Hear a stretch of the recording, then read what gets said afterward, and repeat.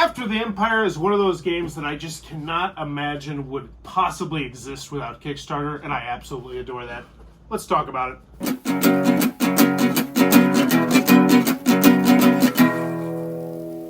What does that even mean, Bowers Game Corner? Ahoy there, YouTube! We're back again today for another Thoughts from the Corner. I'm here with my good friend Adam. Yep. And we're talking about After the Empire from Gray Fox Games. This one is for 2 to 4 players, ages 14 plus. It'll take you 90 minutes to play it. It was designed by my good friend Evan Halpert and Ryan Mock. Let's not get off a tangent here. This is a game all about you running your own unique kingdom, which is going to be this board right here in front of you. And then you are going to be taking these big, chunky plastic pieces over here. Can you hand it to me? Yes. And you are going to be constructing your actual castle. You're going to be worker placementing to build upgrades to your castle. You're going to get new refugees, new people in your castle. We'll give you unique special abilities and persistent special abilities and upgrades to different spots on the worker placement track. And you're going to play over the course of 7 seasons trying to deal with, people trying to kill you, all while having the most gold. Let's take it to the table. I'll show you exactly how it plays,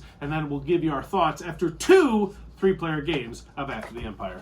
We're going to take a look at what you're going to get inside of After the Empire and show you how the game works a little bit. So each player is going to get their own kingdom, which will look like this board right here when you start. It's just going to be 4 walls pretty much, 3 walls, and then one that's going to be an entrance. Now, each one of these is also going to have wooden cubes in them to start. This is one of the most interesting aspects of the game. I actually forgot to mention this in the pros, that how much I love it, is that these are wooden resources, and if these walls ever were to get destroyed, then you don't actually lose the wood. You can kind of still at least salvage some of the wood. It's a really cool aspect of the game.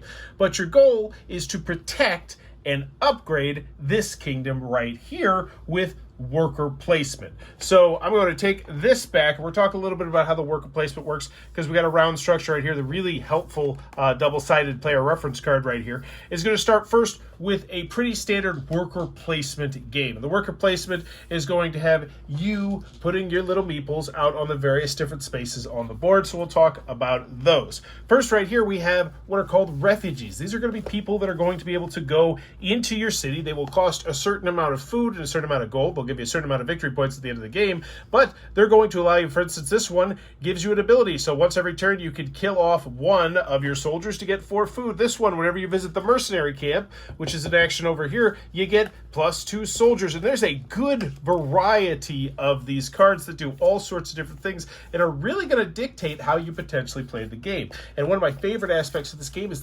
is tight. Only 2 refugees are going to be able to be taken each round. Likewise, moving on from refugees, we also have buildings, which are these blue cards right here where you can place your workers, and these are going to be wage cards that you're going to be able to put near your board that are going to give you upgrades. Some of them will give you spots that you can go to, entirely new actions that only you can take. Some of them give you upgrades. Some of them will do things during the battle phase, which is the second big phase that we have. So you're going to have the worker placement phase, then you're going to get to the battle phase, but let's keep going to the worker placement. We got quarry, wood, mills, mine. This is just to get resources. We got tax, which will get you a little bit of money. Now, the money system is really interesting as well. Down here on the bottom, we have all the different coins. Coins are victory points in the game, but as you acquire more coins, bad guys, the bad people that are going to come in the warfare phase, are going to be more interested in attacking your city because you have more money, and it makes sense thematically. We'll talk more about that later. So traveling merchants, you can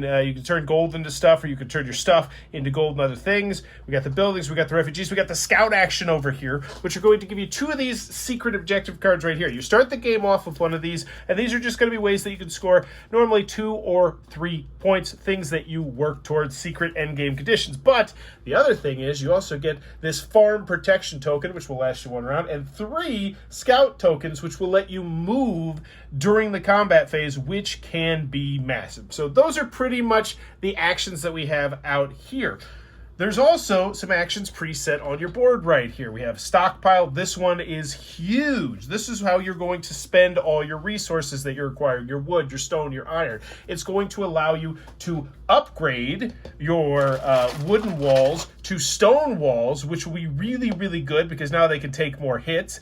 But it is going to cost you a good deal of resources. And you can also build the galleys, either wooden or stone. I believe these are called galleys, which are going to be going up on the side here. And these essentially act as archers who are shooting out, and they can't be destroyed by the regular people, but they can be destroyed by siege equipment.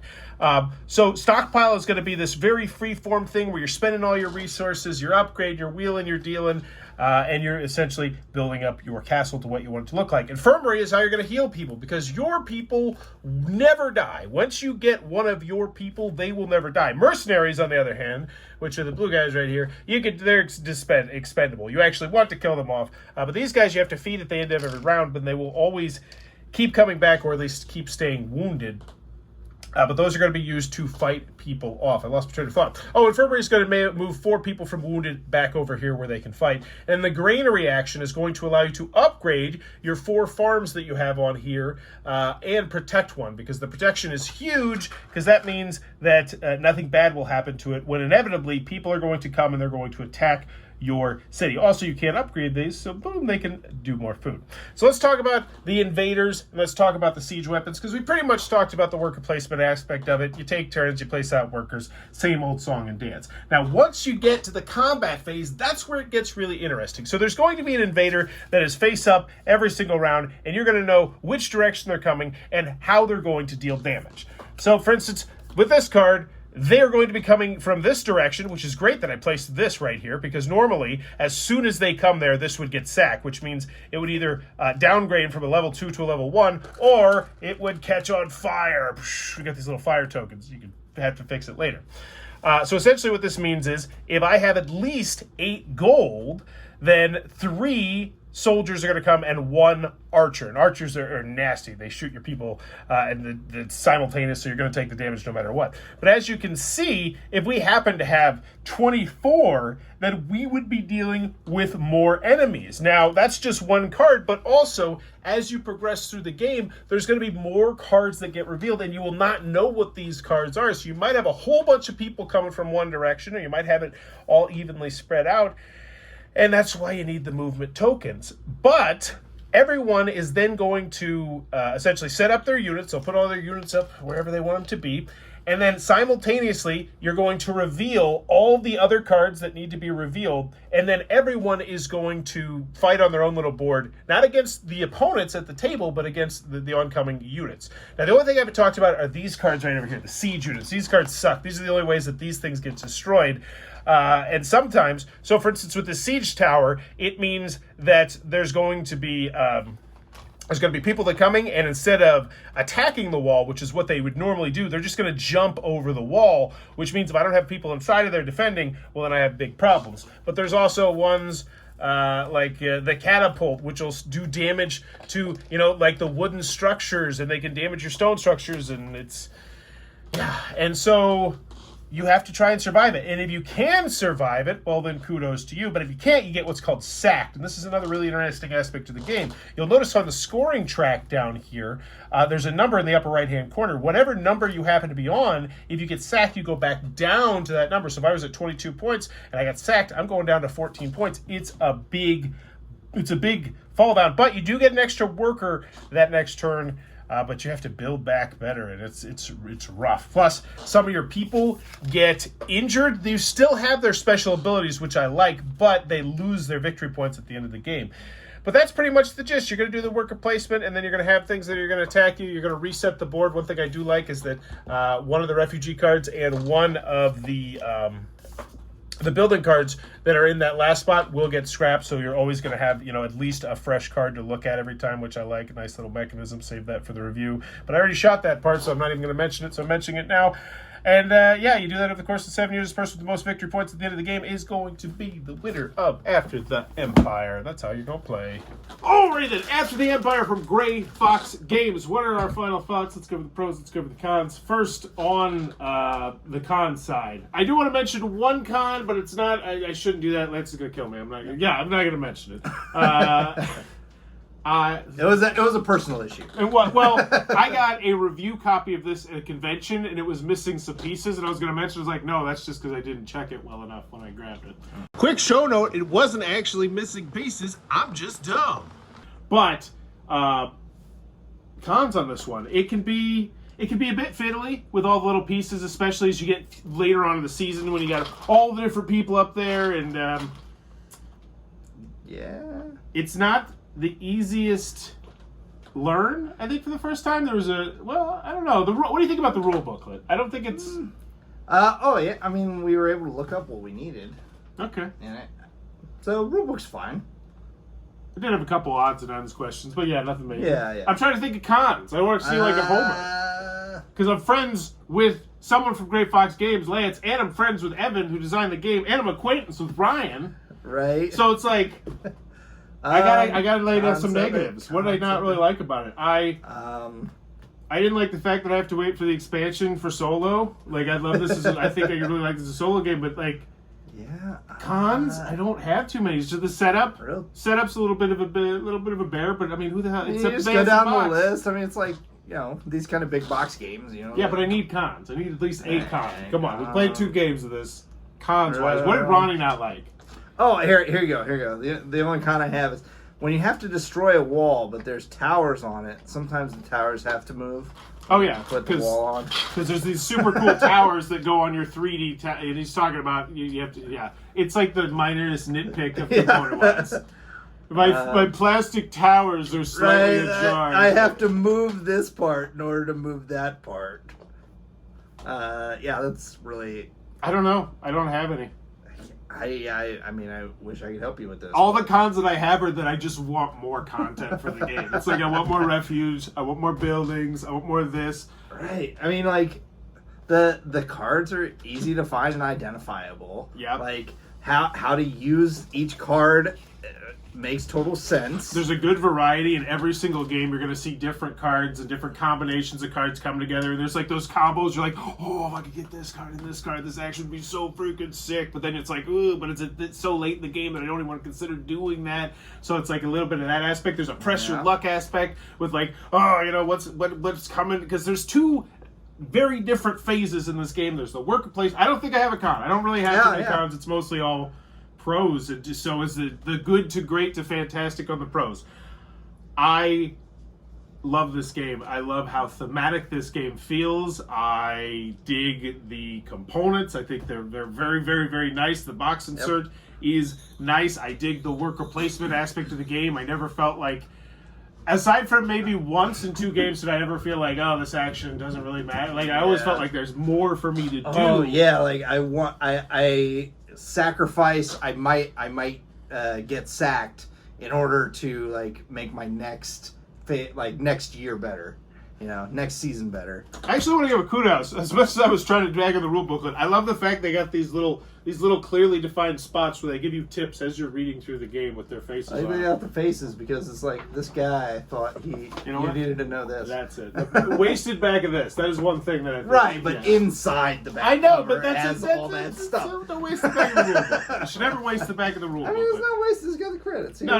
You know what it could use? I can tell you exactly right now what it could use. It should tell you exactly how many cards are coming out for the Invaders and the Siege deck on the back of this, where you're going to cleanly have it every single round. Tell me I'm wrong. Why is that difficult? It's 1 on the first. It's 2 on the second. 3 on the third. 4 on the fourth.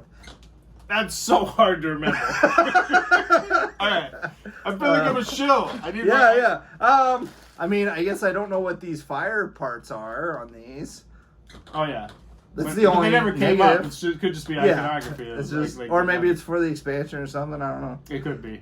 I enjoyed the worker placement. I enjoyed the mixture of cards. I enjoyed all the cards. I felt like all the cards were viable at their own separate phases. It's super balanced. I mean, you're not going to get too far away from somebody else. And you don't feel like you... Like, we all thought we were losing. So, like... I mean, you're not going to have somebody with a runaway victory on this, for the most part. I think it has great table appeal. I feel like the combat, while at first is clunky, is really cool, and it makes sense, and it's fun to watch it play out. It's like, oh my gosh, they're going to get over, but I got to... how many mercenaries do I need to hire? Should I just get normal people? Oh, but I got to feed those people. Yeah. And it's a constant balancing act. I guess my only negative is once you end up with a ton of wood, you got nothing to do with that wood. That was exactly one of the things that I was mentioning about the rule booklet. I didn't know what would happen if I had additional upgrades on a farm or something like that. Or, I guess that's not really the same thing, is it? Yeah. It's kind of the same. No, it's not. Yeah, those are the best we can muster on the cons.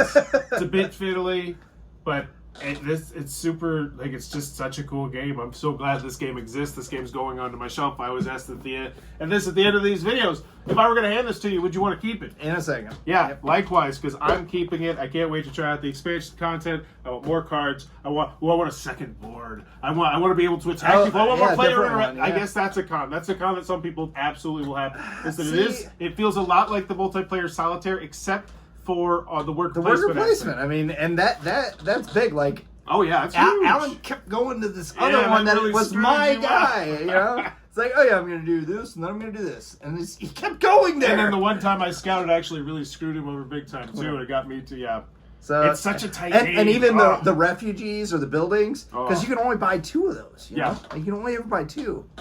Card game, strong game, my personal opinion. Yeah. And I don't feel like I know how to win. Like, that's after 2 games, I'm just like, I feel like I lucked into 2 straight wins. It really matters what cards you get. Like, yeah, but you have to know when to buy them. You know, like, because right, you got to do other stuff first. Is this going to be useful? Yeah. Okay, so after 2 games, I will ask you, since we're both on the great train on this, put a number on it. For me, 8's great, and I feel like I'm above that. Yeah. I don't know if I'm Bauer's best seal on this one. I think it's an expansion, so I'm going to go with an 8.8. I think it's an 8.8. I think it's a great game. Yeah. I really enjoyed the snot out of this game. Yeah, I'll go a firm 9. Yeah. Woo! Adam slapped Bauer's best seal on it. Hey, so yeah, if the solo, like if I can play this by myself, I mean, I suppose I can play it 2-handed, but yeah, a solo of this, I'll play that all the time.